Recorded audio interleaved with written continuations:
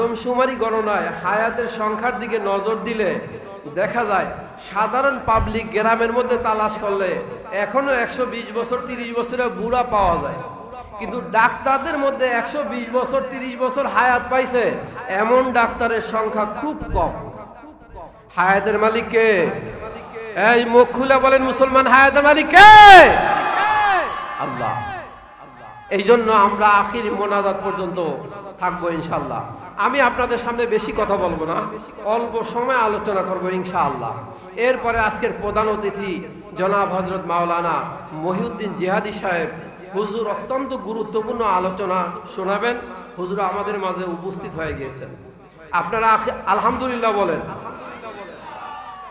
ও আমার ভাইরা, আমার বাবাজিরা, আল্লাহ পাক রব্বুল আমিন জানাই দিয়েছে দুনিয়ার মানুষ, আমি আল্লাহ তোমাদেরকে দুনিয়ায় পাঠাইছি অল্প কিছু সময় দিয়া। এই অল্প সময়ের পরে আমি তোমাকে টান দিয়া নিয়ে আসব। দুনিয়ার কোনো ডাক্তার, কবিরাজ, ইঞ্জিনিয়ার তোমাকে রাখতে পারবে না। কোন ক্ষমতার দোহাই দিলে কাজ হবে না। ক্ষমতাশীল মানুষগুলি আর্মি বিডিআররা তাদেরকে চতুর্দিক থেকে বেষ্টন করে রাখে। মালাকুল মউত আসলে কোনো আর্মি বিডিআর কোনো ফৌজে কাজ হবে না। আল্লাহ পাক রব্বুল আমিন জানাই দিয়েছে, ও দুনিয়ার মানুষ, ও আব্দুর রহিম, আব্দুল করিম, ভালো করে শুনে নাও, দুনিয়ায় যাওয়ার কিন্তু সিরিয়াল আছে। বড় ভাইয়ের আগে ছোট ভাই সিরিয়াল পায় না, দুনিয়াতে আসতে পারে না, ঠিক কিনা জোরে বলেন। কিন্তু এই মজলিসে অনেক মানুষ আছে যারা নিজের সন্তানকে নিজের হাতে কবরে দাফন করছে, আছে না নাই? তাহলে যাওয়ার সিরিয়াল নাই, আসার কি আছে? সিরিয়াল আছে। এই জন্য এই সিরিয়াল কখন যে এসে যায় আমার জানা নাই।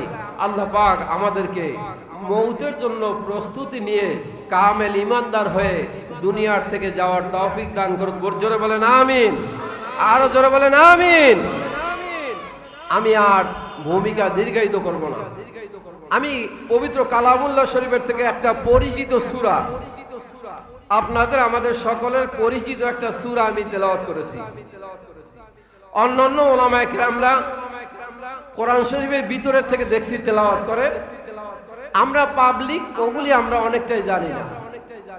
কিন্তু আমি যে সূরাটা তেলাওয়াত করছি এটা পাবলিকের সূরা। কি কোন? নামাজে আপনারা আলাম তারা সূরা পড়েন না? এই আলাম তারা সূরার নাম হলো সূরা ফিল। একটা পরিচিত সূরা আমি আপনাদের সামনে তেলাওয়াত করছি। কেন করছি? আমিও আপনাদের অনেকেরই পরিচিত মানুষ, আমি এলাকার মানুষ, এলাকার বাসিন্দা।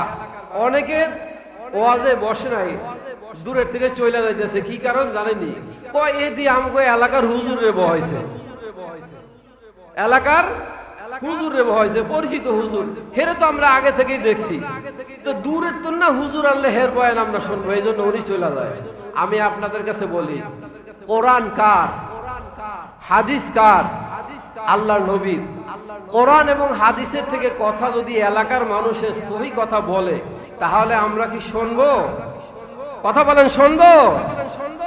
দূরের থেকে আসলে নূর বেশি, এটা ঠিক আছে, কিন্তু এলাকার মানুষে যদি এলাকার মানুষের কথা শোনে এর মধ্যে আরো বেশি নূর। জোরে বলেন না সুবহানাল্লাহ। আপনারা আমার এলাকার মানুষ, আপনারা আমাকে দাওয়াত দিয়েছেন, এই জন্য আমি আপনাদেরকে আন্তরিকভাবে ধন্যবাদ জানাচ্ছি। আল্লাহ পাক আমাদের সকলকে আখিরি মোনাজাত পর্যন্ত থেকে এখান থেকে সহি সহি কথা নিয়ে এই কথাগুলি আল্লাহ পাক আমাদের হেদায়েতের জরিয়া বানায় দেন। জোরে বলেন আমিন। পরকালের নাজাতের জরিয়া বলেন, জোরে বলেন আমিন। আমার সাথে সাথে বলুন, আউযু বিল্লাহি মিনাশ শাইতানির রাজিম, বিসমিল্লাহির রহমানির রহিম। আলাম তারা কাইফা ফাআলা রাব্বুকা বিআসহাবিল ফিল, আলাম ইয়াজআল কাইদাহুম ফি তাদলিল, ইলা আখিরিস সূরা। পবিত্র কালামুল্লাহ শরীফের মধ্যে 114খানা সূরা, এর মধ্যে সূরা ফিল অত্যন্ত গুরুত্বপূর্ণ ভূমিকাপূর্ণ সূরা। জোরে বলেন সুবহানাল্লাহ। সূরা ফিলের প্রেক্ষাপট এবং শানে নুজুল সম্পর্কে যেহেতু তাফসির মাহফিল লেখা হয়েছে পোস্টালে, তো সূরা ফিল প্রসঙ্গে আমি অল্প কিছু কথা বলবো ইনশাআল্লাহ, যদি আল্লাহ পাক তৌফিক দান করে। আপনারা আমার জন্য দোয়া করবেন, আল্লাহ পাক যেন আমার জবান থেকে সহি কথা বের করে দেয়। দোয়া করতে পারবেন না? তৌফিক কার? আল্লাহ তৌফিক দিলে বলা যাবে, আল্লাহ তৌফিক না দিলে বলা যাবে না। অনেক সময় আমরা বক্তারা মনে মনে নিয়ত করি আজকে একটা ফাটাফাটি ওয়াজ করুন, মানে ফাটাফাটি বোঝেননি, একটা ওয়াজ করুন একেবারে মন মতো। কিন্তু দেখা গেছে ওই দিনের ওয়াজই ওঠে নাই, ওয়াজই করতে পারি নাই। আবার কি ওয়াজ করুম এটা জানা নাই, কিন্তু আল্লাহ পাক জবান থেকে এমন এমন কথা বের করে দেয় যেই কথাগুলি অত্যন্ত গুরুত্বপূর্ণ। এই জন্য তৌফিক দেন কে? হযরত মুসা কালিমুল্লাহ আল্লাহ রাব্বুল আলামিনের কাছে জিজ্ঞাসা করে, ও আমার তাওফিক ইয়া রাব্বিল আলামিন, ইয়া রাব্বাল আলামিন, ওগো আল্লাহ তুমি যে বান্দাকে তৌফিক দান করো, তৌফিক কি জিনিস আমি জানতে চাই। জিগাইছে কে? মুসা কালিমুল্লাহ, বিশিষ্ট পয়গাম্বর। পয়গাম্বরের মধ্যে অত্যন্ত পরিচিত এবং বিশিষ্ট মর্যাদা সম্পন্ন পয়গাম্বর মুসা কালিমুল্লাহ আল্লাহর সাথে কথা বলতেন, এই জন্যই তার নাম রাখা হয়েছে কালিমুল্লাহ, মানে আল্লাহর সাথে কিছু সুয়াল জব কথা আল্লাহর সাথে। এই সৌভাগ্য অনেক পয়গাম্বরের হয় নাই। এই মুসা কালিমুল্লাহ আল্লাহর কাছে বলে, আল্লাহ গো তুমি যে বান্দারে তৌফিক দান করো, তৌফিক কি জিনিস? আল্লাহ রাব্বুল আলামিন বলেন, মুসা হাযা আতিয়াতুম মির রাব্বিক, ওগো মুসা এটা তোমার পরওয়ারদিগারের পক্ষ থেকে একটা দান, অবদান, মেহেরবানি। মুসা আলাইহিস সালাম কয়, আল্লাহ গো আমি তো বুঝলাম না। আল্লাহ কয়, মুসা বুঝতে চাও? এইবার আল্লাহ রাব্বুল আলামিন মুসা আলাইহিস সালামের দিলের উপরে একটা পর্দা লাগায় দিলেন। কি লাগায় দিছে? আপনাদের সামনে যদি আমাকে একটা পর্দা দেওয়া হয়, তাহলে আমিও আপনাদেরকে দেখবো না, আপনারাও আমাকে দেখবেন না। তো মুসা আলাইহিস সালামের দিলের মধ্যে পর্দা লাগায় দিছে আল্লাহ পাক। এইবার আল্লাহ জিজ্ঞাসা করে, এই পয়গম্বর বলেন দেখি আপনার নাম কি, তোমার নাম কি বলো। মুসা আলাইহিস সালাম নিজের নামটা ভুলে গিয়েছেন। এইবার তুগুমুগু করে গইসই করে, নিজের নাম তিনি বলতে পারতেছেন না। সুবহানাল্লাহ, আস্তে কন, কষ্ট হইলে খায়া দা বাড়ি গিয়া কোয়েন। কি কন? কইবেন যে হুজুর শীতের মধ্যে সুবহানাল্লাহ কইতে কষ্ট লাগে, সুবহানাল্লাহ বললে একটু গাও গরম হবে, ঠিক কিনা? জোরে বলেন। সওয়াব দিবেন কে? আল্লাহ পাক জান্নাতের মধ্যে বিনিময় দান করবেন। একবার সুবহানাল্লাহর মূল্য গোটা পৃথিবীর মধ্যে যা কিছু আছে এর চাইতে বেশি আল্লাহর কাছে দামি। জোরে বলেন না সুবহানাল্লাহ। হাদিসে পরিষ্কার আসছে, তাসবিহাতুন ওয়াহিদাতুন খায়রুম মিনাদ দুনিয়া ওয়া মা ফিহা। একবার সুবহানাল্লাহ বলা, একবার আলহামদুলিল্লাহ বলা, একবার আল্লাহু আকবার বলা গোটা দুনিয়া এবং দুনিয়ার মধ্যে যা কিছু আছে তার চাইতে বেশি উত্তম। মাঝে মাঝে কয় হুজুররা ওয়াজ খুঁজা হয় না, আর কি কইব, খালি কয় সুবহানাল্লাহ কোন, সুবহানাল্লাহ কোন, সুবহানাল্লাহ কোন। আসলে সুবহানাল্লাহ কেন বলতে হয় জানেন? আপনারা বিয়ার বাড়িতে খাবার খাইতে বসছেন, তো খাবার খাইতে বসছেন, গোশত দিছে মন মতো, যদ্দূর খাইতে পারেন। কিছু দূর খাওয়ার পরে ভাল লাগে না, কয় ভাইজান একটু সালাদ থাকলে দেন। কি কন কি কন না? সালাদ দিলে, লেবু দিলে আবার একটু ভালো লাগে, রুচি ফিরে আসে। তা আপনারা বয়ান শুনতে শুনতে বিরক্তি ভাব আসতে পারে, ঘুম আসতে পারে, এই জন্য মাঝে মাঝে সালাদ লাগাই। সালাদ, সুবহানাল্লাহ, আলহামদুলিল্লাহ কোন, সুবহানাল্লাহ কোন।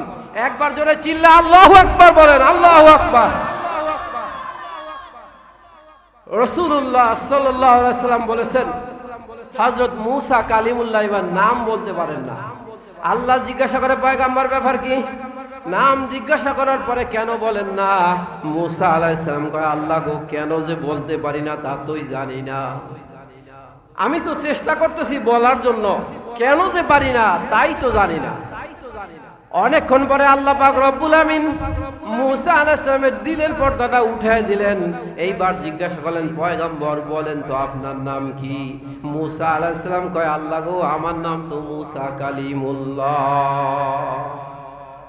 আল্লাহ জিজ্ঞাসা করেন, মুসা এতক্ষণ বললেন না কেন? কয়, আল্লাহ গো, এতক্ষণ তো আমি কেন বলতে পারি নাই, তাই তো আমি বলতে পারি না। আল্লাহ কয়, এটাই আমার পক্ষ থেকে তৌফিক। আমি তৌফিক দিলে বান্দা বলতে পারে, করতে পারে। আমি তৌফিক না দিলে বলার ক্ষমতা কারো নাই। কথা বলায় কে? জবান দিয়েছে কে? কার জবান দিয়ে আমরা কথা বলি? আল্লাহ রাব্বুল আমিনের জবান দিয়ে আমরা কথা বলি। আল্লাহ তৌফিক দিয়েছে, যার কারণে আমরা কথা বলতে পারি। এলাকার মধ্যে বহু মানুষ পাওয়া যায় যারা কথা বলতে পারে না, বোবা, জন্ম থেকে বোবা আছে না নাই? তাদেরও জিহ্বা আছে কিন্তু কথা বলতে পারে না। কারণ কি? আল্লাহ পাক কথা বলার তৌফিক তাকে দেন নাই। এই জন্য আমরা আল্লাহর কাছে তৌফিক চাই। আল্লাহ পাক এখন থেকে শেষ পর্যন্ত আমাদেরকে সহি কথা বলা এবং সহি কথা শ্রবণ করার তৌফিক দান করে। জোরে বলেন আমিন। আমি সূরা ফিল পড়েছি। সূরা ফিলের শানে নুজুল প্রেক্ষাপট সম্পর্কে আল্লাহ পাক রব্বুল আলামিনের পয়গম্বর হাদিসের মধ্যে কি বলেছেন, তাফসিরে উলামায়ে কেরাম কি বলেছেন, এই প্রসঙ্গিক কথা। বর্তমান ইয়ামান, পূর্বেও ইয়ামান নামে পরিচিত ছিল। এই ইয়ামান শহরের সর্বশেষ বাদশার নাম ছিল ইউসুফ জু নওয়াজ। এই বাদশা, তার দরবারে গণক ঠাকুর থাকতো। গণক ঠাকুর, এই ইউসুফ জু নওয়াজ ছিল তৎকালীন যুগে ইসলামের ঘোরতর শত্রু। জোরে বলেন নাউজুবিল্লাহ। মুসলমানের ঘোরতর শত্রু, জঘন্য শত্রু, কাট্টা মোশেক। এই ইউসুফ জু নওয়াজ, তার দরবারে গণক ঠাকুর থাকতো। এই গণক ঠাকুররা গনিয়া গনিয়া পরামর্শ দিত, আর সে অনুপাতে বাদশা রাজ্য পরিচালনা করত, ক্ষমতায় টিকে থাকতো। তাফসিরে কিতাবের মধ্যে লিখেছে, তাফসিরে ইবনে কাসিরের মধ্যে লিখেছে, তাফসিরে মাজহারির মধ্যে উল্লেখ করা হয়েছে, এই ইউসুফ জু নওয়াজের দরবারের গণক ঠাকুরদের মধ্যে প্রধান গণক ঠাকুর অত্যন্ত বুদ্ধিমান। এই প্রধান গণক ঠাকুর একদিন ইউসুফ জু নওয়াজকে ডাক দিয়া কয়, ইউসুফ, বাদশা মহারাজ, আমি তো বৃদ্ধ হয়ে গিয়েছি, আমার তো মরণের চিঠি এসে গিয়েছে, আমি কখন যেন মারা যাই। আমি মারা গেলে আমার বিদ্যা বুদ্ধি সব আমার সাথে চলে যাবে। বাদশা, আপনি মেহেরবানি করে আমাকে অত্যন্ত মেধাবী দেখে একটা ছেলে দিন, আমি এই ছেলেটাকে আমার সমুদয় বিদ্যা বুদ্ধি শিক্ষা দিয়ে দিব। আমার সমুদয় বিদ্যা বুদ্ধি শিক্ষা দিয়ে দিব। ইউসুফ জু নওয়াজ, বাদশাহ মহারাজ গণক ঠাকুরের পরামর্শে কর্ণপাত করে চিন্তা করলেন, ঠিকই বলেছে, এই গণক ঠাকুর যদি মারা যায় আমাকে কে পরামর্শ দিবে? আমি কার পরামর্শে রাজ্য পরিচালনা করব? তাই ইউসুফ জু নওয়াজ অত্যন্ত গুরুত্ব দিয়ে অতি তাড়াতাড়ি জরুরি বৈঠকে বসে সিদ্ধান্ত নিল যে দেশের মধ্যে অতি তাড়াতাড়ি ঘোষণা লাগায় দাও, ঘোষণা করে দাও, গোটা দেশের মধ্যে যেই ছেলেটা মেধাবী হবে এক নাম্বার, ওই ছেলেটাকে আমি গণক ঠাকুরের কাছে বিদ্যা শিক্ষা করতে দেব। ইউসুফ জু নওয়াজ পরামর্শ করার পরে দেশের মধ্যে ওয়ার্ডে ওয়ার্ডে শুরু হয়ে গেল প্রতিযোগিতা, মেধা তালিকার প্রতিযোগিতা। ওয়ার্ডের থেকে ইউনিয়ন, ইউনিয়ন থেকে থানা পর্যায়ে, থানা থেকে জেলা পর্যায়ে, জেলা থেকে ডিস্ট্রিক্ট, ডিস্ট্রিক্ট থেকে একেবারে রাজধানী পর্যায়ে, এইভাবে পরীক্ষা শুরু হয়ে গেল। এলাকার মধ্যে যে মেধাবী ছেলেগুলি ছিল, এই মেধাবী ছেলেগুলি প্রতিযোগিতা দিতে দিতে দিতে দিতে এইভাবে রাজধানী পর্যায়ে যেই ছেলেটা পাশ করেছিলেন, ওই ছেলেটার নাম ছিল আব্দুল্লাহ বিন তামের। এই ছেলেটা একেবারে গোটা দেশের মধ্যে মেধা তালিকায় এক নাম্বার স্থান অধিকার করেছিল। আমাদের দেশে বর্তমানে মেধা তালিকার ছেলে আছে না নাই? এই যে আমার আগে হুজুর বয়ান করছে মাশাআল্লাহ, গুরুত্বপূর্ণ বয়ান, যে আমাদের দেশেও মেধা তালিকায় 1 নম্বরে ছেলে আছে। হাফেজে কোরআনরা এখন এলাকার মাদ্রাসাগুলি মিলিয়া থানা পর্যায়ে প্রতিযোগিতা করে। থানার থেকে জেলা পর্যায়ে যায়, জেলার থেকে ডিস্ট্রিক্টে যায়, ডিস্ট্রিক্ট থেকে রাজধানীতে যায়, রাজধানী পর্যায়ে প্রতিযোগিতা করার পরে বাংলাদেশের ছেলেরা গোটা বিশ্বে প্রতিযোগিতায় 1 নাম্বার হয়। এই যে হাফেজ আবু রাইহান সহ, হাফেজ তাকরিম সহ, হাফেজ হুজাইফা, এরা প্রতিযোগিতা দিতে দিতে দিতে দিতে একবারে গোটা বিশ্বের 117 রাষ্ট্র, 15টা রাষ্ট্রের মধ্যে 1 নাম্বার স্থান অধিকার করেছে। জোরে বলেন সুবহানাল্লাহ। আপনারা কি খুশি না বেজার? আমাদের সোনার ছেলেরা অত্যন্ত মেধাবী, কিন্তু আমরা কাজে লাগাই না দেখে তাদের মেধা আমরা বুঝতে পারি না। ইউসুফ জুনাওয়াজ এই ছেলেটাকে বাদশার দরবারে দেওয়ার পরে বাদশাহ ওই ছেলেটাকে ওই গণক ঠাকুরের কাছে তার গণনা বিদ্যা শিক্ষার জন্য দিল। ইউসুফ জুনাওয়াজ ছেলেটাকে রাজ দরবারে স্থান দিল, এলাকার মধ্যে মন্ত্রী মিনিস্টারদেরকে জানায় দিল, আজ থেকে এই ছেলে আমার ছেলে হিসাবে বিবেচিত হবে, আমার রাজ দরবারে থাকবে, এখান থেকে গণক ঠাকুরের কাছে গিয়ে গণনা বিদ্যা শিক্ষা করবে, এবং এ মেধা তালিকায় 1 নম্বরে পাশ করার পরে আমি তাকে আমার প্রধান উজির নিয়োগ দেব, আমি প্রধান উজির নিয়োগ দেব। এভাবে ইউসুফ জুনাওয়াজ আব্দুল্লাহ ইবনে তামেরকে গণক ঠাকুরের কাছে গণনা বিদ্যা শিক্ষার জন্য পাঠায়। পথিমধ্যে এক ঘটনা ঘটছে, ওই জমানা ছিল হযরতে ঈসা আলাইহিস সালামের জমানা। ঈসা আলাইহিস সালামের ইন্তেকালের পরে একজন পাদ্রী আব্দুল্লাহ ইবনে তামেরের বাড়ি রাজদরবার থেকে গণক ঠাকুরের বাড়ি যাওয়ার মাঝামাঝি একজন পাদ্রী আলেম বসবাস করত। জোরে বলেন সুবহানাল্লাহ।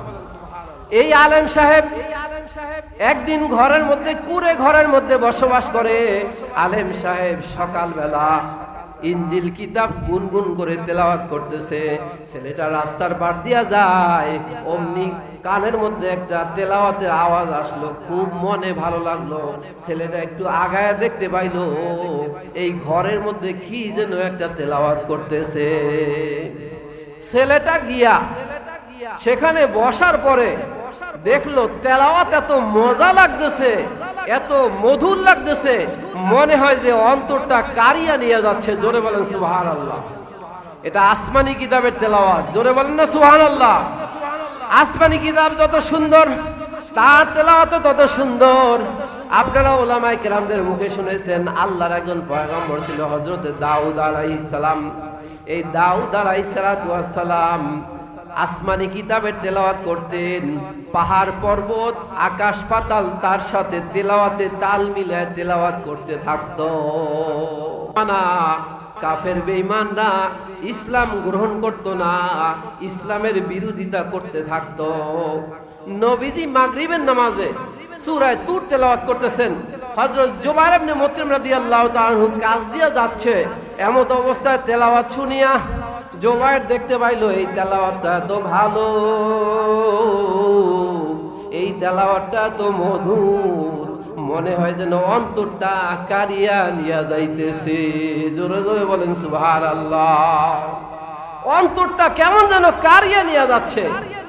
জুবাইর ইবনে মুতঈম রাদিয়াল্লাহু তাআলা আনহু তেলাওয়াত শেষ করার পরে নবীজি যখন সালাম ফিরাইলেন, অমনি আল্লাহর নবীর দরবারে গিয়া বললেন, মুহাম্মদ আপনি কি করতেছিলেন? নবীজি বলতেছেন, আমি নামাজ পড়তেছিলাম। জুবাইর তো বেঈমান মানুষ, নামাজ সম্পর্কে বুঝে না, জিজ্ঞাসা করে, মুহাম্মদ নামাজ আবার কি? নামাজ কাকে বলে? নবীজি বলেন, জুবাইর রে, আমার রব আমাকে এই নামাজ নিয়েই পাঠাইছে। আল্লাহু আকবার বলেন। আমার রব আমাকে এই নামাজ নিয়েই পাঠাইছে। জুবাইর বলে, ও মুহাম্মদ, আপনার রব যদি আপনাকে নামাজ নিয়ে পাঠায় থাকে, আপনি নামাজের মধ্যে কি বলতেছিলেন, এটা কি? রাসূলুল্লাহ সাল্লাল্লাহু আলাইহি ওয়াসাল্লাম বলেন, জুবাইর রে, এটা আমার আল্লাহর কালাম, এটা আমার আল্লাহর কালাম। আমার আল্লাহ আমার উপরে এই কালাম নাজিল করেছেন গারে হেরার মধ্যে। গারে হেরার মধ্যে জিবরাইল আমিন এই কালাম নিয়ে আসছে।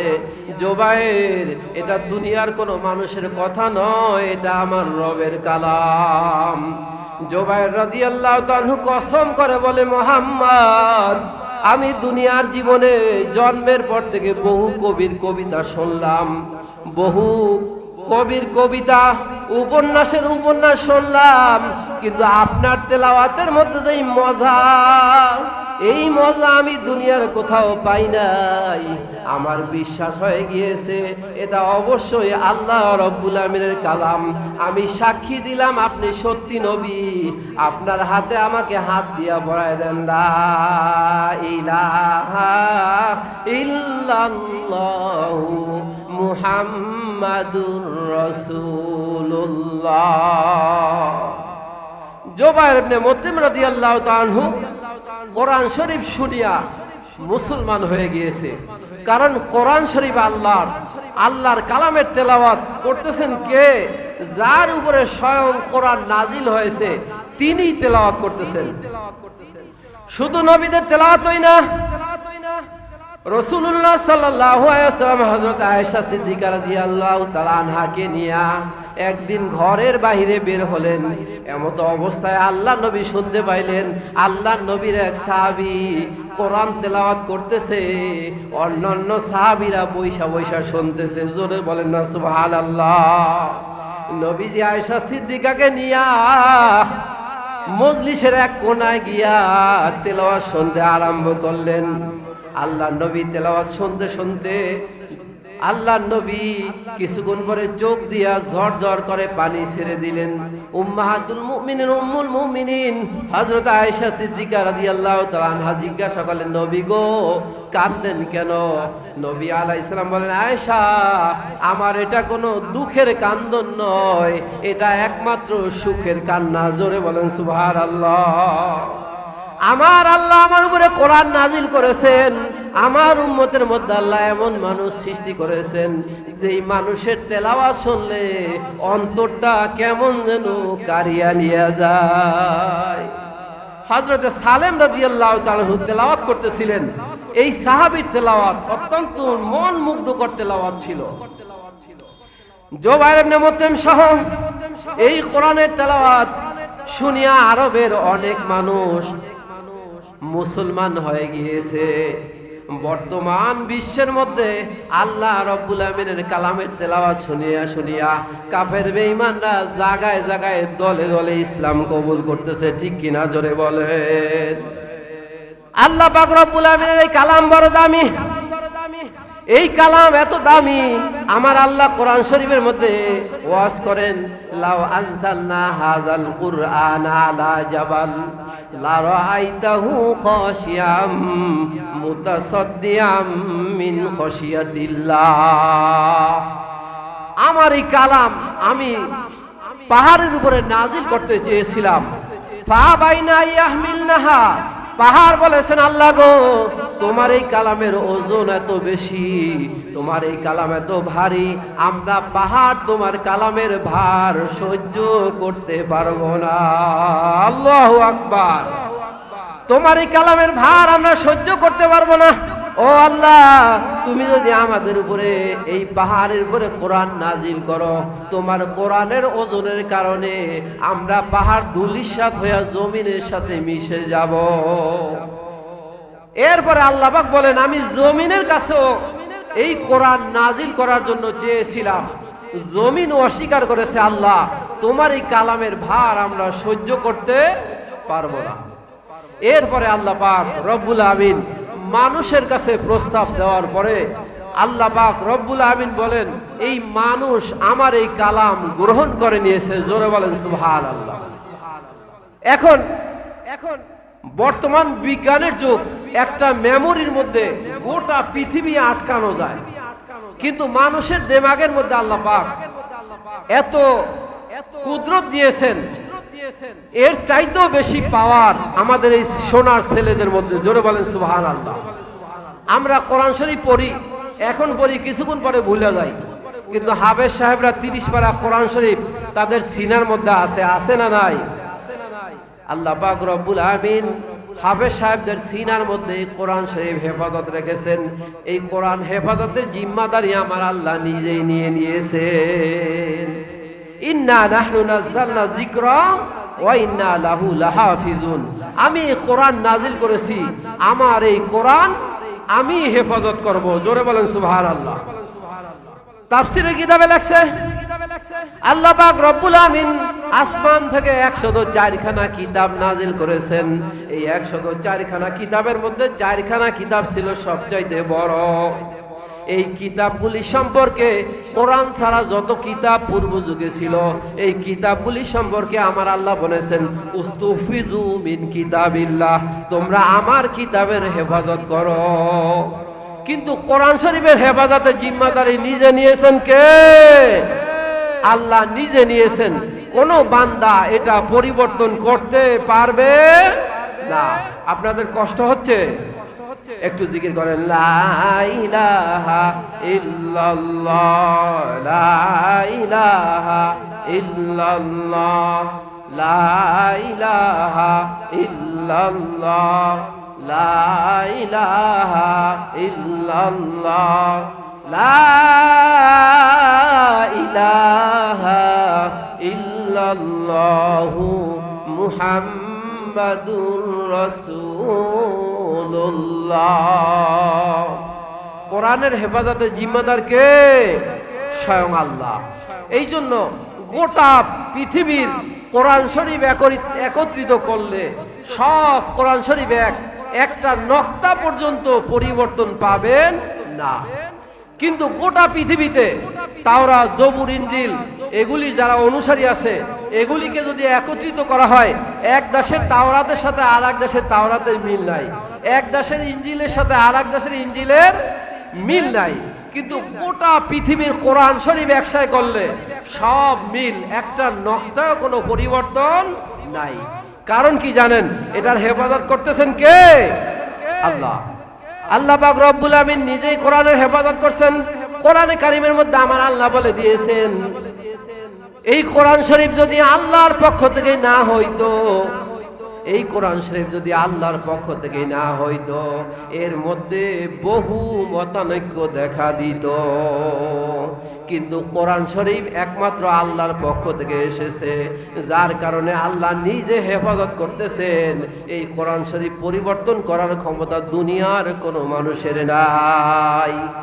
ইহুদি, নাসারা, খ্রিস্টানরা এই কোরআনের মধ্যে ভুল বের করার জন্য আপ্রাণ চেষ্টা চালিয়ে যাচ্ছে। গোটা পৃথিবীর ইহুদিরা কিন্তু বৈশা নাই, খ্রিস্টানরা বৈশা নাই, মুশরিকরা বৈশা নাই। কোরআনের মধ্যে যদি ভুল বাহির করা যায় তাহলে ইসলামের মধ্যে ভুল হয়ে গেল। ইসলামের মধ্যে যদি ভুল বাহির করা যায় তাই ইসলাম ধর্ম বাতিল বলে ঘোষণা দিতে পারবে।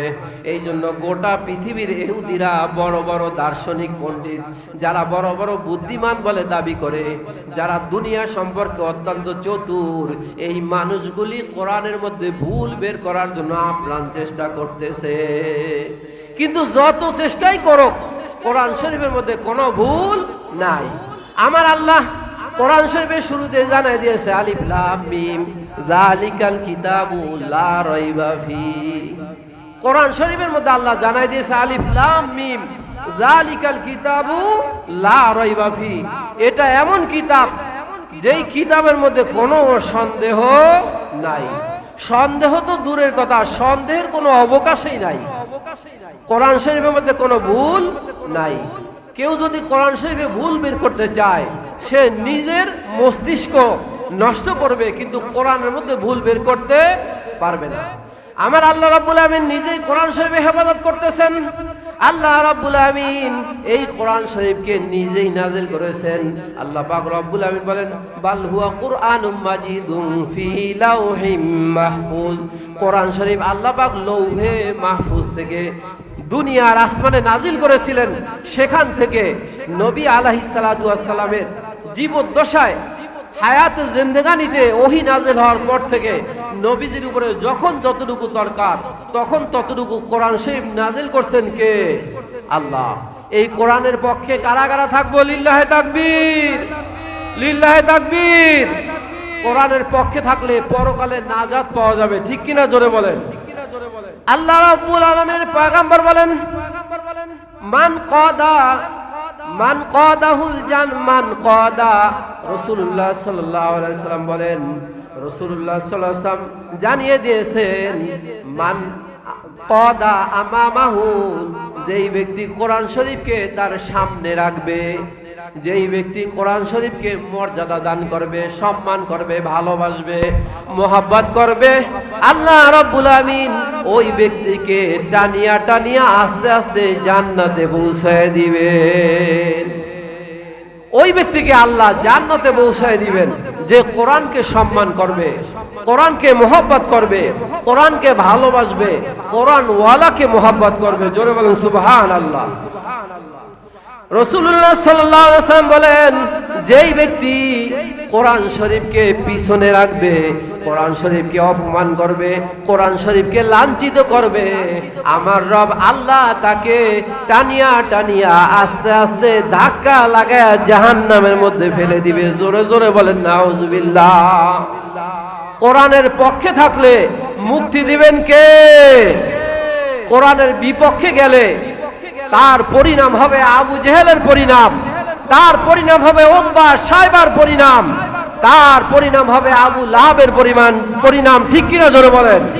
কোরআনের পক্ষে থাকলে আবু বকর, আর কোরআনের বিপক্ষে গেলে আবু জেহেল, ঠিক কিনা জোরে বলেন। কোরআনের পক্ষে আমরা থাকবো, কোরআন শরীফ পড়ব, কোরআন শরীফকে মোহাব্বত করব। কি লাভ হবে? রাসূল বলেন, যেই ব্যক্তি কোরআন শরীফ পড়ল, মান করা হারফাম মিন কিতাবিল্লাহ ফালাহু হাসানা ওয়াল হাসানাতু বিআশরি আমসালিহা, লা কুলু আলিফ লাম মিম হারফ বাল আলিফুন হারফুন ওয়াল লামু হারফুন ওয়াল মিমু হারফ, আও কামা ক্বালা আলাইহিস সালাতু ওয়াস সালাম। নবী আলাইহিস সালাম বলেন, মান করাল কুরআনা, মান করা হারফাম মিন কিতাবিল্লাহ, যেই ব্যক্তি আল্লাহর কিতাবের একটা হরফ তেলাওয়াত করবে, আল্লাহ রাব্বুল আমিন ওই ব্যক্তির আমলনামায় একটা নেকি দান করবেন। জোরে বলেন সুবহানাল্লাহ। এমন একটা নেকি আল্লাহ দান করবেন যেই নেকিটা 10টা নেকির সমান। এমন একটা নেকি আল্লাহ কোরআন শরীফের একটা হরফের বিনিময়ে দান করবেন। কোরআন শরীফ পড়লে সওয়াব হয় না গুনাহ হয়? কিন্তু এখন আমরা কোরআন শরীফ পড়তে চাই না। কোরআন শরীফ পড়নেওয়ালা মানুষ এখন খুব কম পাওয়া যায়। আগের জমানায় প্রত্যেক ঘরে ঘরে ফজরের পরে কোরআন শরীফের আওয়াজ শোনা যাইত, কিন্তু এখন আর কোরআন শরীফের আওয়াজ নাই, এখন ঘরের মধ্যে গানের আওয়াজ আছে, ঠিক কিনা জোরে বলেন। কোরআন পড়লে সওয়াব দিবেন কে? আল্লাহর পয়গম্বর বলেন, যেই ব্যক্তি কোরআন শরীফের একটা হরফ পড়বে, আমার রব আল্লাহ রাব্বুল আমিন ওই ব্যক্তির আমলনামায় একটা নেকি দান করবেন, যেই নেকিটা 10টা নেকির সমান। অপর হাদিসের মধ্যে নবী আলাইহিস সালাম বলেন, ও উম্মতের দল, তোমরা কোরআন শরীফ পড়ো, কোরআন শরীফ পড়ো এবং কোরআন শিখাও, নিজে শিখো, অন্যকে শিখাও। ফাইন্নি মাকবুজ, কেননা আমি নবীকে দুনিয়ার থেকে উঠে নেওয়া হবে।